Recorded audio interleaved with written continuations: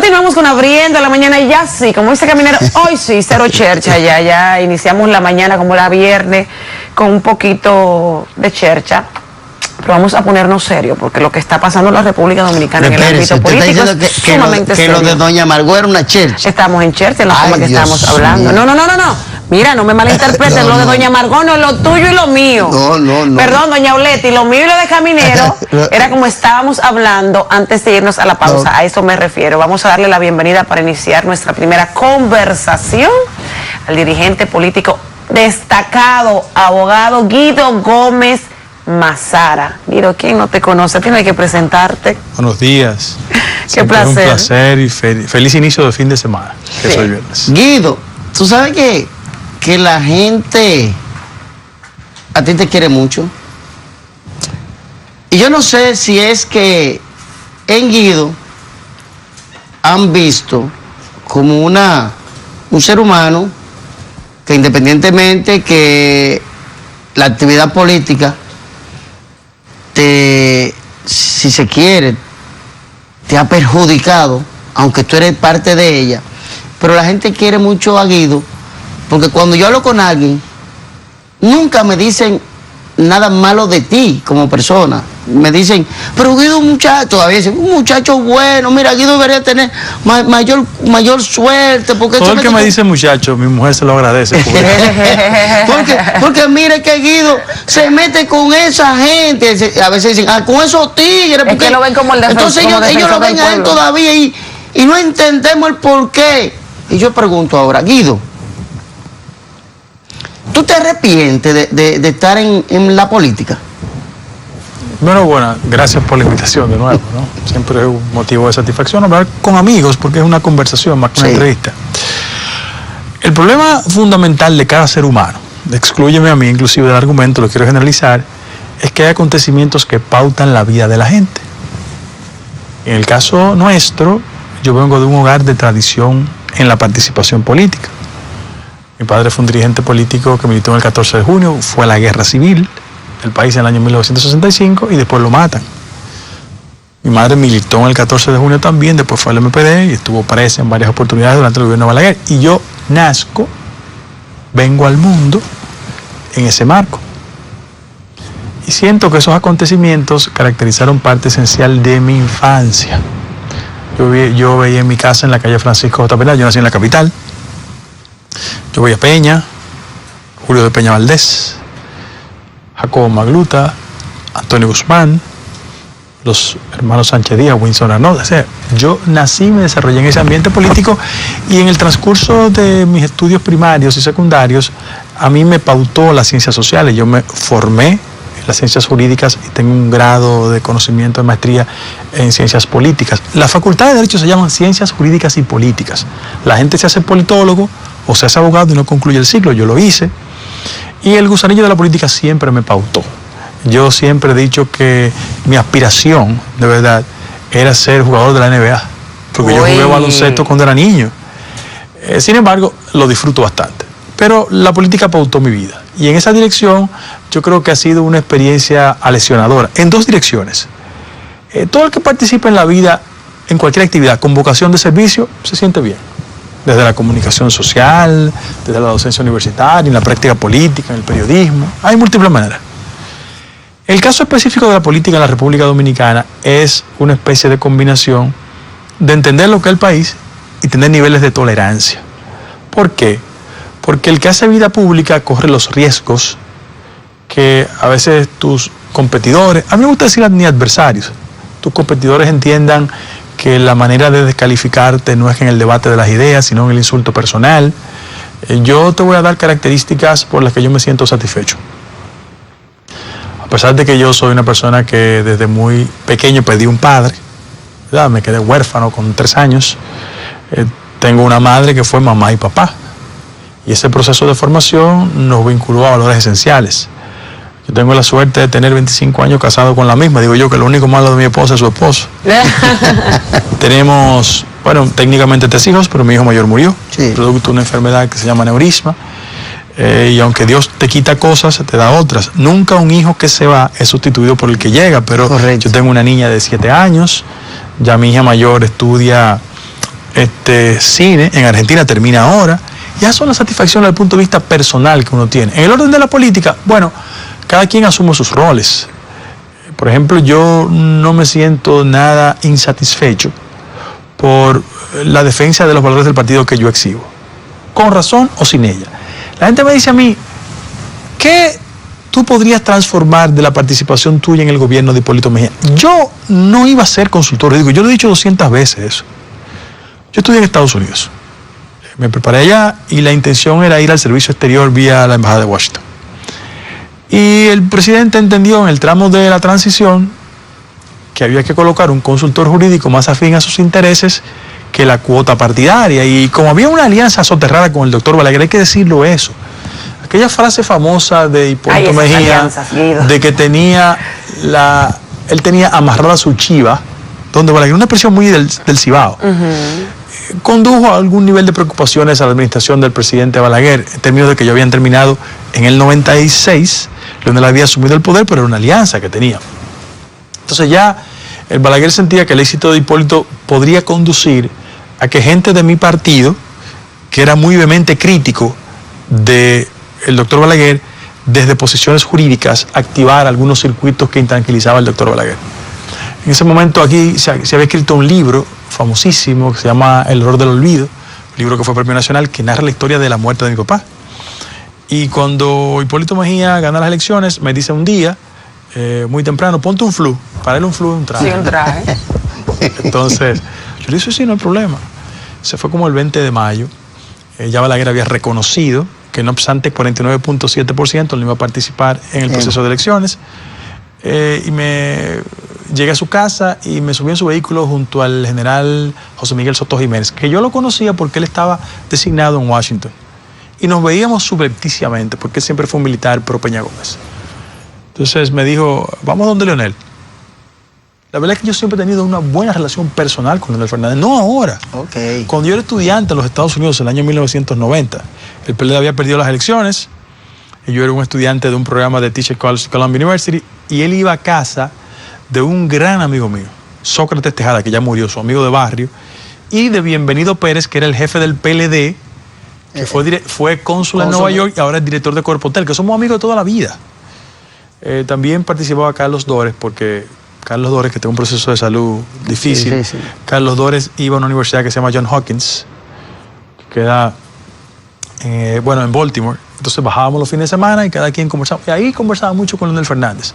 La verdad es que nunca hablábamos de temas políticos partidarios, sino hablábamos de temas internacionales. Que porque Leonel es internacional. Ese ha sido el tema de su fascinación. Tú también. Entonces, el presidente Mejía sabía de esa relación y cuando ganamos las elecciones, fuimos todo el presidente Fernández. Siempre recuerdo que hablábamos fue de basquetbol, de los Lakers y cosas de eso, porque él es un simpatizante. Cuando ahí terminamos, él me dice, hay que ir a ver a Balaguer. Digo yo, ¿a Balaguer? ¿Y qué yo tengo que ir a ver a Balaguer? Digo, no, tú tienes que ir a ver a Balaguer.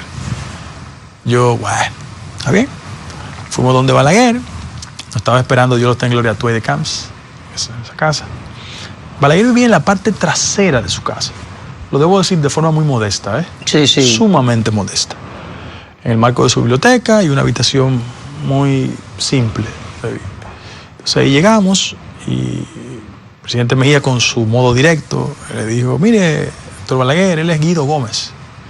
Y Arturo le dijo, no, él no es Guido Gómez, él es Guido Gómez Mazara. Hijo de fulano de tal. Entonces ahí Balaguer. Yo me imagino la reacción de... Dijo, qué bueno que usted viene. Yo tengo la impresión de que ya le habían informado, que era a mí que me iban a llevar.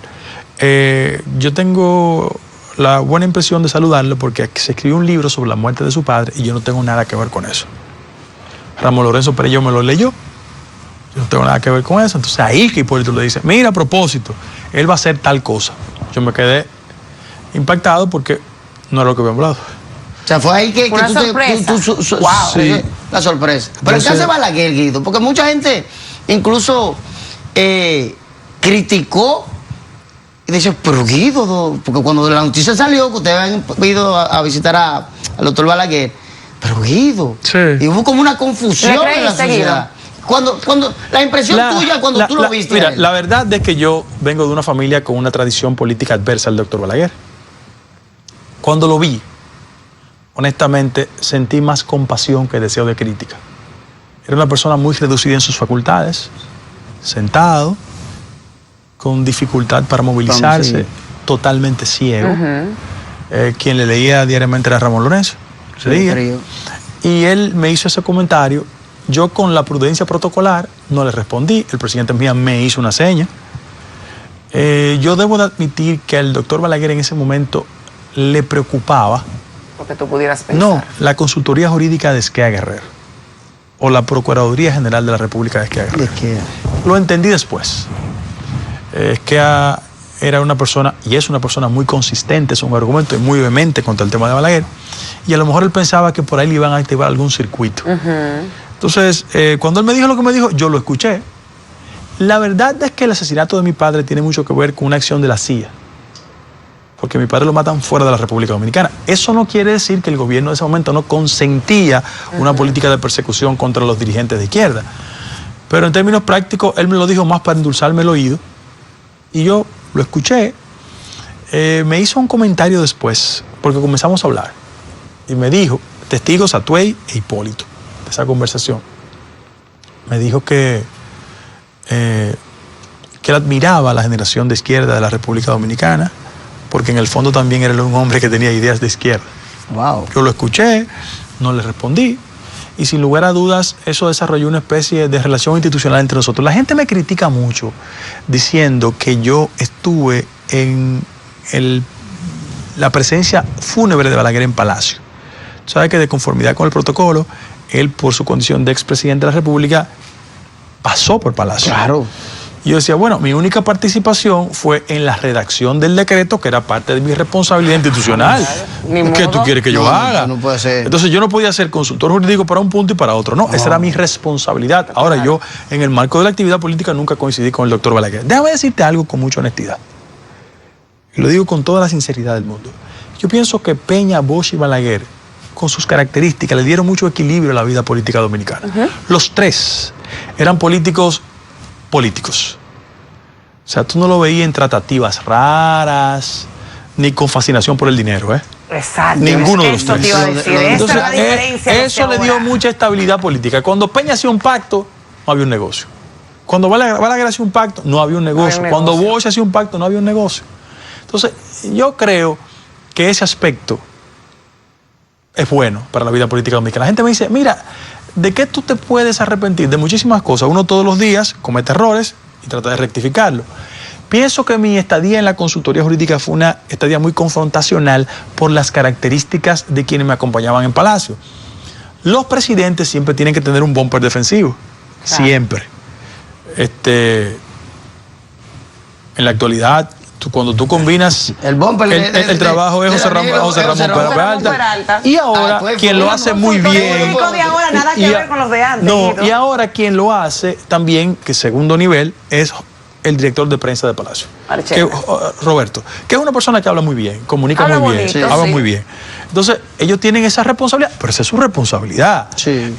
Claro, en los gobiernos de Balaguer, ¿quién hacía? Pedro Romero Confesor tenía esa responsabilidad. Bello nunca fue un hombre de hablar mucho, pero había gente que se articulaba en Palacio para eso. Esa fue mi responsabilidad. No como ahora. Claro, no existían las redes sociales, también eso tiene que ver. Y Balaguer no permitía que mucha gente hablara, porque él era él. Sí, Guido, pero escuchándote hablar de esos tiempos, ahora, en cuanto a la ley se trata, consultor jurídico y todo eso, hay mucha diferencia, porque mira ahora cómo están nuestras altas cortes, que para nada son independientes. Porque si Lionel se blindó colocando a su gente cuando salió del poder, Danilo ahora está haciendo lo mismo, y lo que es peor, van y avasallan, porque tenemos entendido que hay un ministro que fue para el caso de ustedes del PRD y puso en jaque mate al juez. Pero mira lo que pasa. Yo siempre trato de sacar un provecho institucional de las discusiones, independientemente de mi militancia política. ¿Cuál es el problema del país? Que en el año 94, con uno del fraude, la gente entendió que transformar el método de elección del sector justicia iba a garantizar que ya no fueran los senadores, como a lo efecto pasó, sino el Consejo Nacional de la Magistratura. ¿Cuál es el problema? Que el Consejo lo integran políticos. Y al final de la jornada, cuando el poder tiene una mayoría, impone su criterio. Yo no tengo problema con que sea gente que haya tenido experiencia política. A mí lo que no me gusta es que haga de la oposición un acto de militancia partidaria, que son dos cosas diferentes. En este país nadie vive en la estratosfera, que hay gente que tiene simpatías legítimas. Yo te puedo mencionar 5 o 6 personas con militancia y con simpatía que lo hacen correctamente. ¿A quién le pasa por la cabeza que doña Miriam Germán Brito, una persona que militó en la izquierda, ha sido una magistrada correcta? Magistrada correcta. Yo recuerdo en la época en que Julio Ibarra Ríos fue miembro de la Suprema Corte de Justicia, una persona correcta, a todas luces. Mi querido profesor, el doctor Subero Isa, que tiene un origen reformista, todo el mundo lo sabe, desarrolló una postura correcta, decente. Y te quiero dar un dato con mucha honestidad. Mira, aquí la gente habla mucho del actual presidente de la Suprema Corte de Justicia. Es verdad que Luis Henry es una persona de factura danilista. Eso es verdad. Ay, pero me dicen que es muy honesto. Eso es verdad. Pero Luis Henry es una persona que hizo carrera en un ámbito que es la parte formativa del Ministerio Público. Él fue jefe de la escuela del Ministerio Público. Tú puedes decir que tiene militancia, que la tiene, como la tienen los otros. Nadie es ajeno. Pero en el país lo que hay que impulsar son mecanismos para que la política no invada las decisiones. A mí, por ejemplo... el caso de Román Jaque, por favor. No, Román Jaque es una persona correcta. Por ejemplo... Una persona correcta. Y no obstante las intervenciones, mira, me he fallado en favor y en contra, pero es una persona que actúa correctamente. Yo, por ejemplo, ahora que veo la discusión que hay en el país concerniente a si una reforma va o viene, yo quiero hacer 2 señalamientos. Los políticos mal creemos que cuando tú contribuyes con tu mayoría a instalar una estructura en el sector justicia, te garantiza tranquilidad. Eso es verdad en principio, pero es mentira al final. ¿Por qué? Porque en el caso del doctor Leonel Fernández, aunque él con su mayoría fue parte de un proceso inicial en lo que concierne a la construcción de la estructura judicial del país, mucha gente vinculada a él no tuvo la suerte, entre comillas, que ellos esperaban. En ese mismo orden. Cuando yo hablo y escucho a mucha gente diciendo la posibilidad de que el presidente Medina sea habilitado, cosa que yo estoy de desacuerdo. Miren. O sea, ¿tú estás en desacuerdo? Con la habilitación. Totalmente. Te voy a decir por qué. ¿Quién estudió fuera y tiene esa visión y esa mentalidad? Yo creo en el modelo norteamericano, 2 periodos para su casa. Exacto. Ya, tan tranquilo como eso. O sea, las figuras iluminadas como Peña, Bosch y Balaguer, que tenían 30 años en el centro del debate político, ya eso no es posible en este país. Hay que garantizar el relevo. Tú vas al sector empresarial y hay un relevo. Tú vas al sector bancario y hay un relevo. En los medios de comunicación hay un relevo. Seguro. Entonces, ¿por qué no hay que hacer sustituciones en la clase política? Yo, por ejemplo, la habilitación, mira por qué es peligrosa. En todos los países del mundo donde se habilita a un presidente lo hacen sujeto de persecución política. Miren por qué.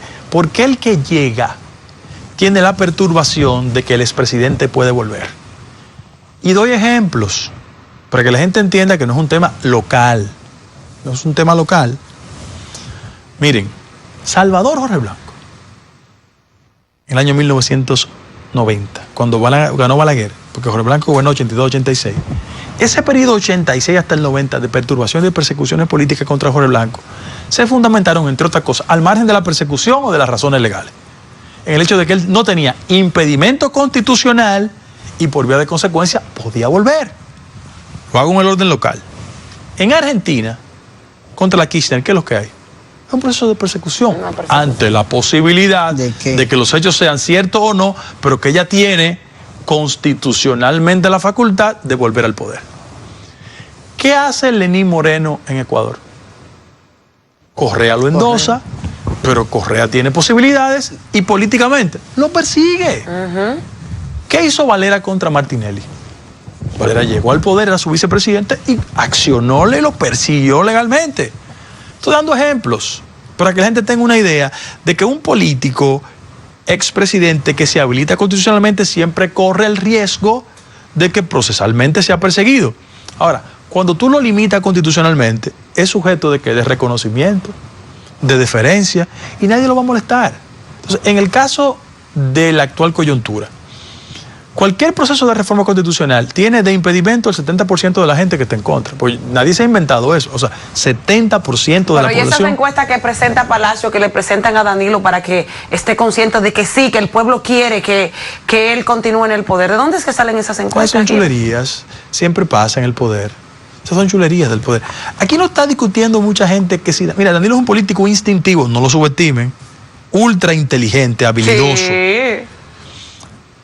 Mucha gente que anda en el tema de la reelección o de la habilitación, es su reelección, Claro, su eso mismo, rehabilitación, para reelegirse es en el otra puesto. cosa. Claro. Y un presidente en América Latina siempre tiene la perturbación del día después. Señores, hace 3 días, a un expresidente de Perú lo detuvieron en Estados Unidos. En Estados Unidos. Por Odebrecht. Por Odebrecht. El martes estaba en corte en Colombia Pastrana y Uribe. En Guatemala hay 3 expresidentes presos y una vicepresidenta presa. Señora Alan García, que era un símbolo de la política, se suicidó de un balazo. Mira, lamentablemente tenemos que irnos a una breve pausa, pero te voy a hacer una pregunta para que lo pienses. Y vamos a hablar del PRD de Miguel. No, conmigo no hay límite. Todos se preguntan, ¿por qué un activo como tú, según la gente, no creo yo que estás perdiendo tu tiempo, estás perdiendo tu tiempo con el Partido Revolucionario Dominicano cuando podrías estar brillando en el Partido Revolucionario Moderno? Por eso me lo vas a responder después de la pausa. No se muevan.